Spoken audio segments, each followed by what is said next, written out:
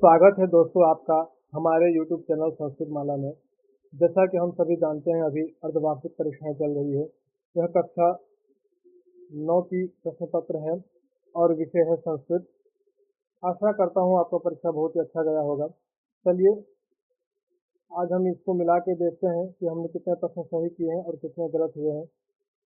ये 80 प्रश्न दिए गए हैं लेकिन हमको 50 प्रश्न बनाने हैं, तो बिना किसी देरी के शुरू करते हैं।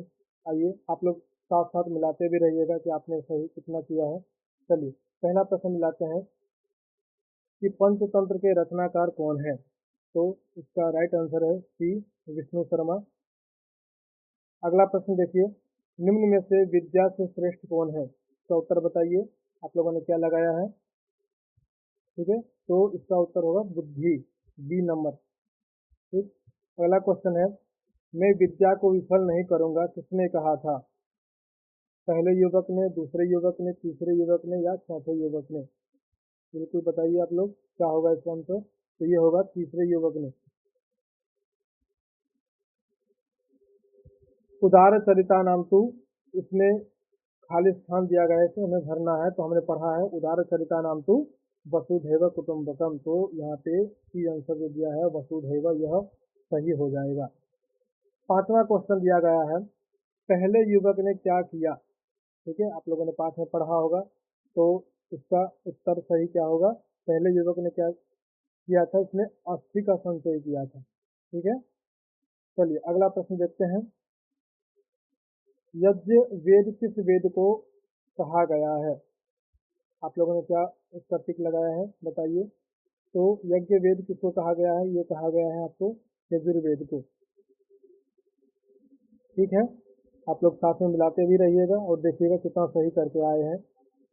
अगला क्वेश्चन है, भारतीय संगीत का आरंभ किस वेद से हुआ। ठीक है, भारतीय संगीत का आरंभ किस वेद से हुआ है, तो इसका सही उत्तर है ऑप्शन बी सामवेद से। आगे दिया है, ज्ञान का पर्याय है, ज्ञान का पर्याय क्या है, तो ऑप्शन दिया है पुराण, उपनिषद, वेद, भगवत गीता। तो ज्ञान का पर्याय है आपका वेद। ठीक। आगे प्रश्न पूछा गया है, तीनों युवक किसमें पारंगत थे। ठीक है, तो तीनों युवक जो थे वो शास्त्र में पारंगत थे। अगला प्रश्न फिर देखिए, पर्जन्य पद का अर्थ है। आपने क्या लगाया है बताइए। पर्जन्य पद का अर्थ है मेघ। फिर अगला प्रश्न है, अहो न युज्यते एवं कर्तुम, ऐसा किस युवक ने कहा। आपके ऑप्शन है प्रथम युवक ने, द्वितीय युवक ने, तृतीय युवक ने या सुबुद्धि ने। यह किसने कहा था। 11 नंबर क्वेश्चन का जवाब है तृतीय युवक ने। ठीक है, इसका सही उत्तर क्या हो जाएगा, तृतीय युवक ने। 12 नंबर क्वेश्चन देखिए, सामवेद में कुल कितने मंत्र संकलित है। ठीक है, तो इसका सही उत्तर है 1875, बी ऑप्शन।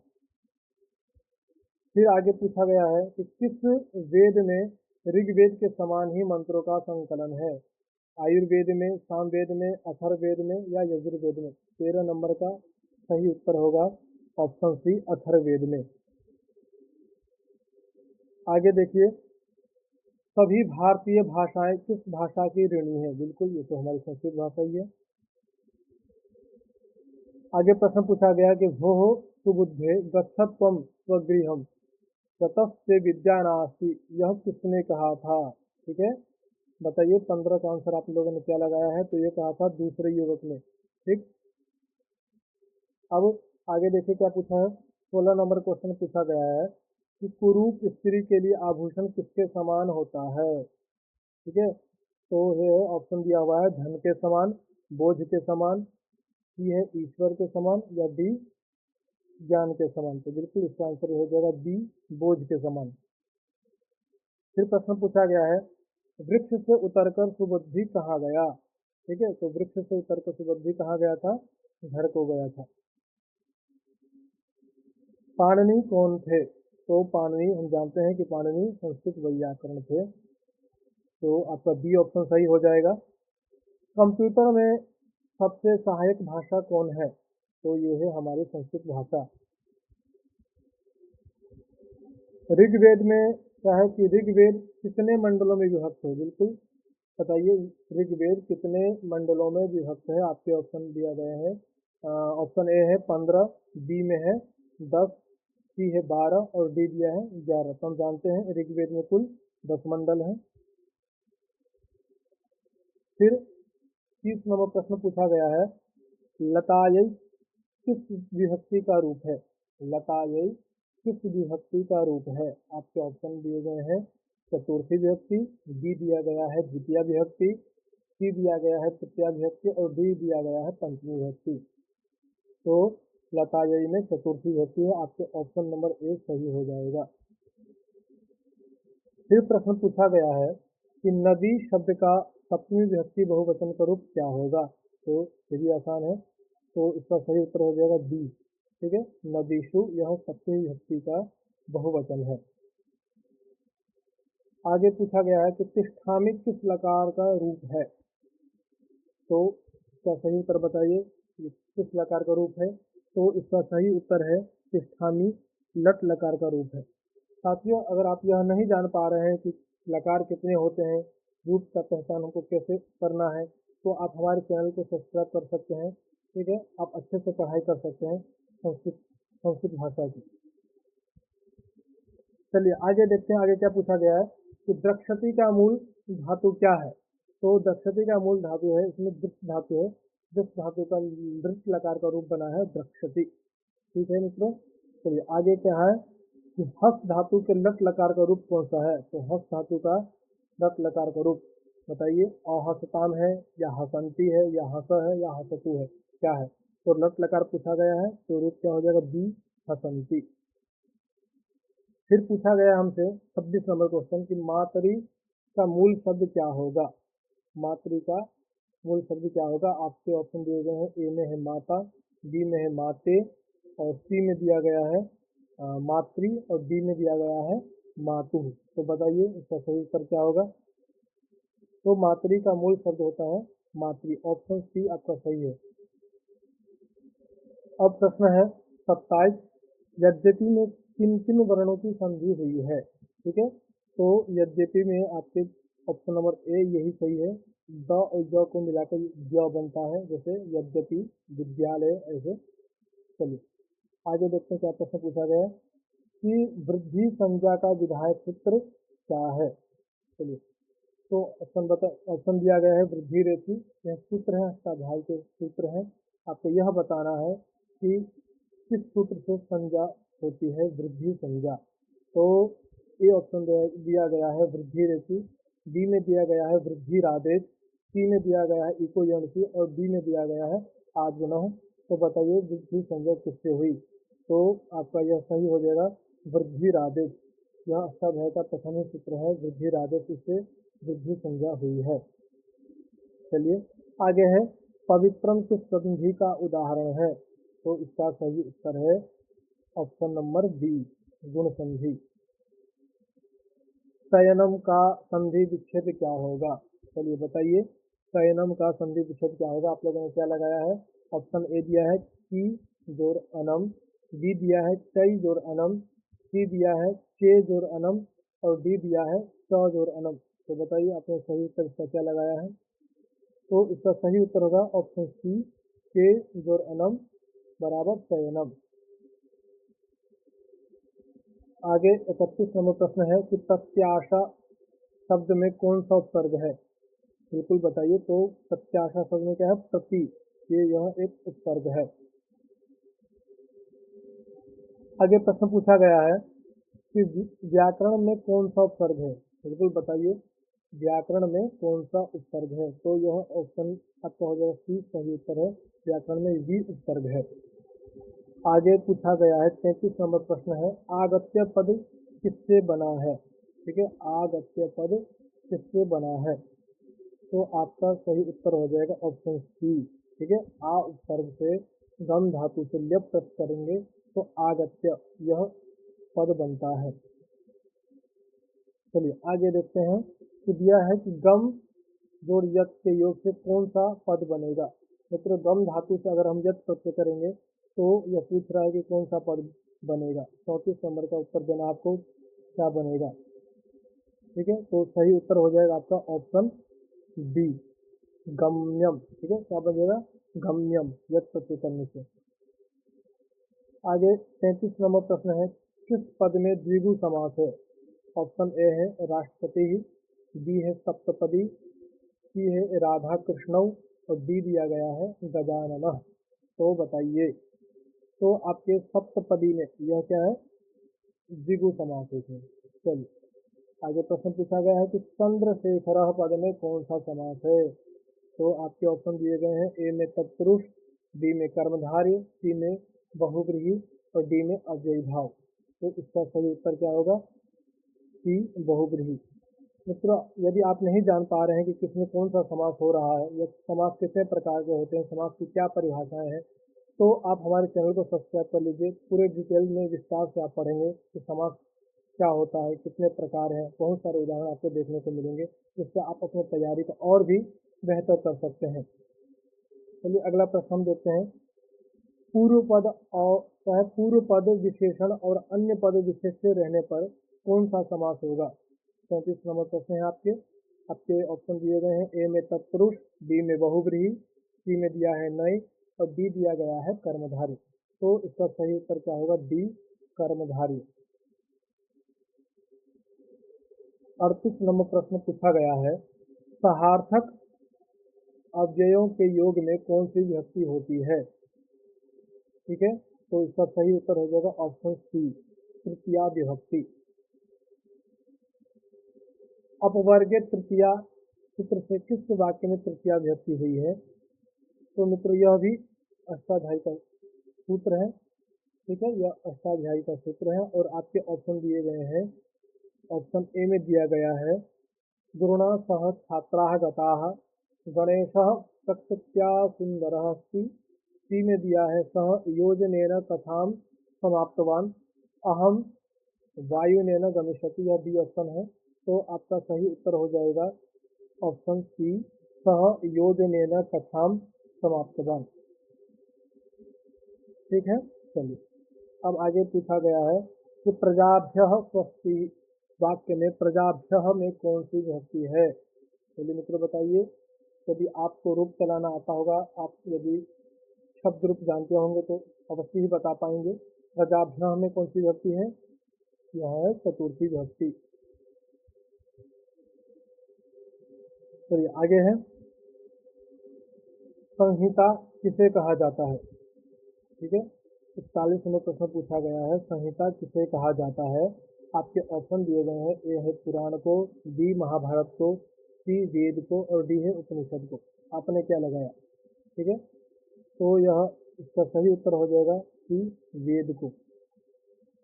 ठीक है मित्रों, चलिए आगे है, सामवेद के गायक कहलाते हैं। ऑप्शन ए है गायक, बी उद्गाता, सी नटुआ और डी दिया है रंगकर्मी। तो ये तो ऑप्शन से भी आप बता सकते हैं कि सामवेद के गायक को उद्गाता कहा जाएगा। ठीक है, चलिए अगला प्रश्न देखते हैं।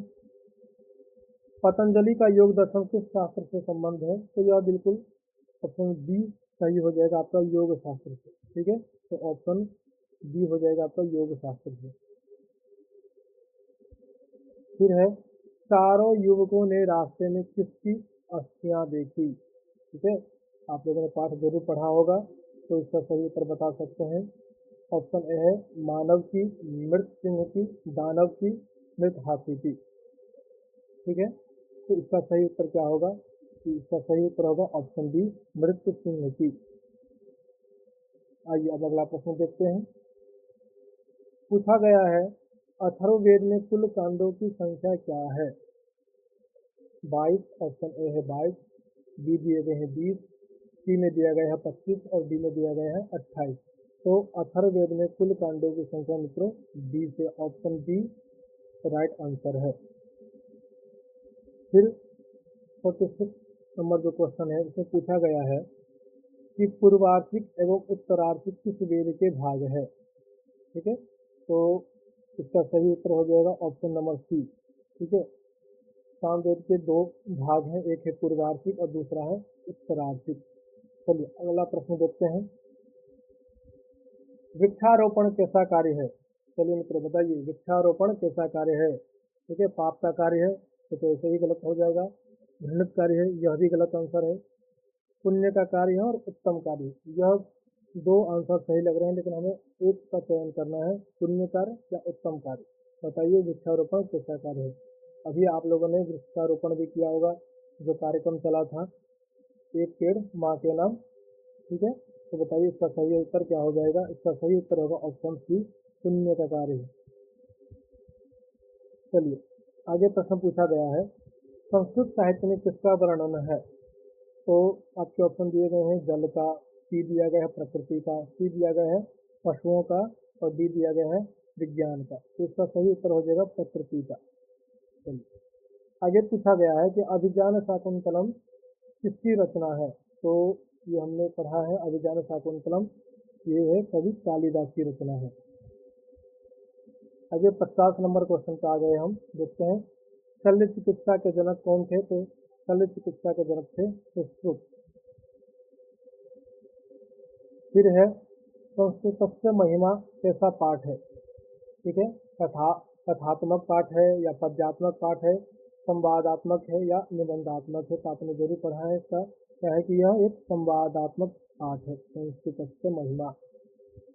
चलिए अब आगे चलते हैं। आइए अगला प्रश्न देखते हैं कि छात्र खड़े होकर किसका अभिवादन करते हैं।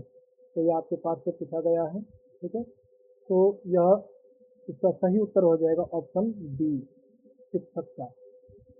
भक्ति के काव्यों में किस ऋतु का वर्णन मिलता है, ठीक है। तो भक्ति के काव्यों में किस ऋतु का वर्णन बनता है, अब वर्णन मिलता है, आपको यह बताना है। चलिए इसका सही उत्तर है ऑप्शन सी, शरद ऋतु का, ठीक है। चलिए आगे प्रश्न देखते हैं। अगला प्रश्न है, कौन अपना फल स्वयं नहीं खाते, धरती, सरोवर, वृक्ष, गगन। तो मित्रों यह तो सही उत्तर वृक्ष होगा, क्योंकि धरती कैसे खाएगा, सरोवर गगन जैसे तो कुछ है ही नहीं, तो ये तो फल खा ही नहीं सकते ना स्वयं, तो वृक्ष, ठीक है। तो वृक्ष क्या है, स्वयं नहीं खाते, ठीक है। चलिए आगे है, वाल्मीकि ने किस सरोवर का वर्णन किया है। वाल्मीकि ने किस सरोवर का वर्णन किया है, मंदाकिनी, कालिंदी, पंपा या चंपा, ठीक है मित्रों बताइए। तो वाल्मीकि ने पंपा सरोवर का वर्णन किया है। फिर है अगला प्रश्न कि ज्येष्ठ माह के दोपहर का वर्णन किसके काव्यों में मिलता है। जो ज्येष्ठ माह का जो दोपहर की जो गर्मी, इसके बारे में किसने बताया था, किसके काव्यों में मिलता है ये। तो आपके ऑप्शन नंबर है बी सही है, कि बाणभट्ट ने बताया था ये। चलिए आगे प्रश्न पढ़ते हैं, क्या दिया गया है कि यज्ञ के विघ्नों के निवारक मंत्र किस वेद में वर्णित है, ठीक है। आपके ऑप्शन है ऋग्वेद, अथर्ववेद, सामवेद, यजुर्वेद। तो देखिए ये है आपके यजुर्वेद में, ठीक, ऑप्शन नंबर डी। आगे पूछा गया है, कालिदास के काव्यों में किस ऋतु का वर्णन मिलता है, शीत ऋतु का, बसंत ऋतु का, या ग्रीष्म ऋतु का, या शरद ऋतु का, ठीक है। तो कालिदास के काव्यों में हमें बसंत ऋतु का वर्णन मिलता है। चलिए आइए आप देखते हैं आगे क्या है कि आगे पूछा गया है कि अजरा अमरा, ठीक है, भाषा किसे कहा गया। अजरा अमरा भाषा किसे कहा, जो अजर है तो जो अमर है, तो ये भाषा तो किसे कहा गया, ये कहा गया आपको संस्कृत भाषा को। आगे प्रश्न पूछा गया है, तदातु इयम अतीव उपयोगिनी भाषा, यह किसकी उक्ति है। तो यह उक्ति किसकी है, पुष्कर की है, या रमा की है, या रहीम की है, या राजीव की है। आपने इसमें क्या लगाया है, ठीक है। तो यह सही उत्तर इसका ऑप्शन सी, रहीम की। फिर आगे प्रश्न पूछा गया है, गम जोर तव्यत, अगर गम धातु से तव्यत तक करेंगे तो कौन सा पद बनेगा, गंतव्यम बनेगा, या गतः बनेगा, या गमनीय बनेगा, या गंतव्य बनेगा। चलिए मित्रों बताइए, इसका सही उत्तर है गंतव्यम, यह तव्यत तक करने पर बनता है स्वरूप। आगे प्रश्न पूछा गया है कि भवनियम पद में कौन सा प्रत्यय है, ठीक है। आपके ऑप्शन दिए गए हैं, तव्यत, छत्री, अनियर और तुमन। तो आपको बताना है कि भवनियम इसमें कौन सा प्रत्यय है। तो भवनियम में आपके ऑप्शन नंबर सी, अनियर प्रत्यय है, ठीक है। अनियर प्रत्यय करने से भवनियम ऐसा शब्द बना है। फिर है अगला प्रश्न कि जो यत के योग से कौन सा पद बनेगा? चायम या बी चेयम या सी चेयह या चयनम। तो साथियों आपने इसमें क्या फिक्स किया है? ऐसा देखा जाए तो यहाँ पे बी चेयम भी बनेगा और यह क्या है, चेयह भी बनेगा। इसमें दोनों ही दिया है। अगर हम पुल्लिंग में बनाना चाहे तो चेयह बनेगा और नपुंसक लिंग में बनाना चाहे तो चेयम बनेगा। हाँ, चायम और चयनम यह रूप नहीं बनेगा, यह दो रूप अवश्य बनेंगे, चेयह और चेयम। चलिए आगे पूछा गया है कि कृत्य पद में कौन सा प्रत्यय है? ठीक है, कौन सा है बताइए? अण्यत प्रत्यय है या क्यप है या ल्यप है या यप है?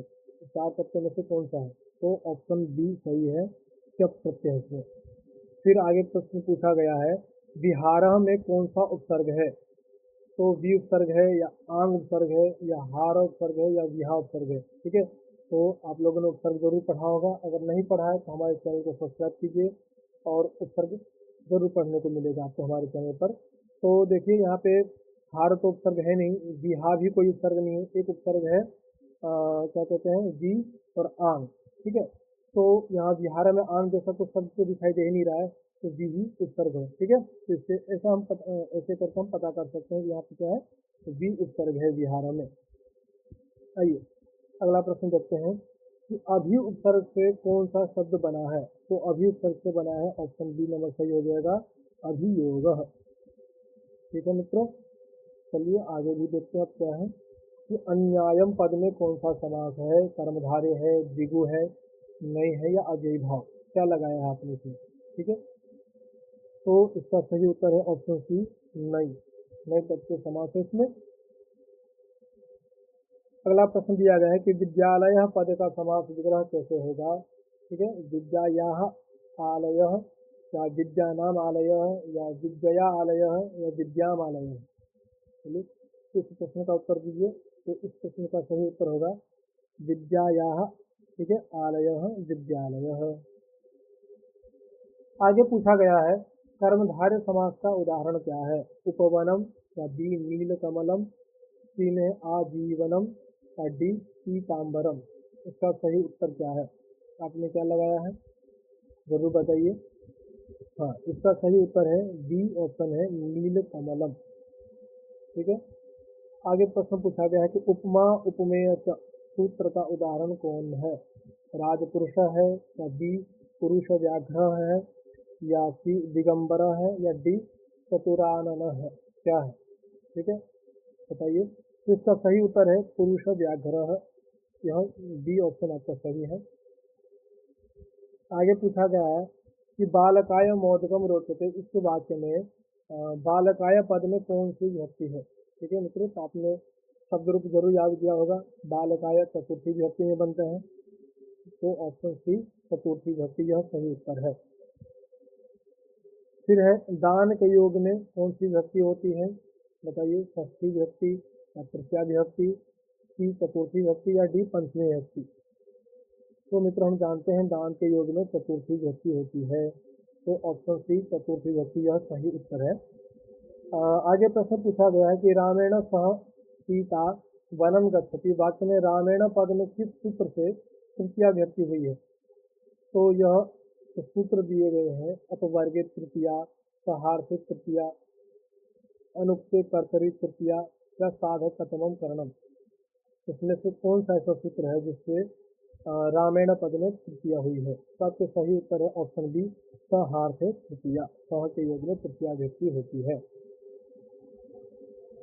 फिर आगे प्रश्न पूछा गया है विना के योग में किस विभक्ति का प्रयोग नहीं होता है? तो मित्रों इसमें चतुर्थी विभक्ति का प्रयोग नहीं होता है, नहीं प्रश्न पूछा गया है, तो उत्तर होगा ऑप्शन सी चतुर्थी विभक्ति। बाकी तृतीया विभक्ति, पंचमी विभक्ति और द्वितीय विभक्ति का प्रयोग बिना के योग में होता है। फिर पूछा गया है कि स्वागतम में किन किन वर्णों की संधि हुई है? तो स्वागतम में उ और आ की संधि होकर स्वागतम ऐसा यह शब्द बना है। आगे है कि नायकः का संधि विच्छेद क्या होगा? बताइए मित्रों, नायकः का संधि विच्छेद क्या होगा? आपने इसमें क्या लगाया है? तो नायकः का संधि विच्छेद होगा नई जोर अकह। ठीक है, आई को आय हो जाता है तो नायतः ऐसा शब्द बन जाएगा। ठीक है, तो ऑप्शन बी यह सही उत्तर है। फिर पूछा गया है कि मतीसु में कौन सी विभक्ति है, मतीसु में कौन सी विभक्ति है बताइए, तो इसमें है ऑप्शन बी सप्तमी विभक्ति। वधु शब्द का रूप सप्तमी विभक्ति एक वचन में क्या बनेगा, तो वधु शब्द का सप्तमी विभक्ति का एक वचन में बनता है वधवो, ऑप्शन बी सही उत्तर है। और दो प्रश्न रहे हैं मित्रों, देख लेते हैं इसको भी।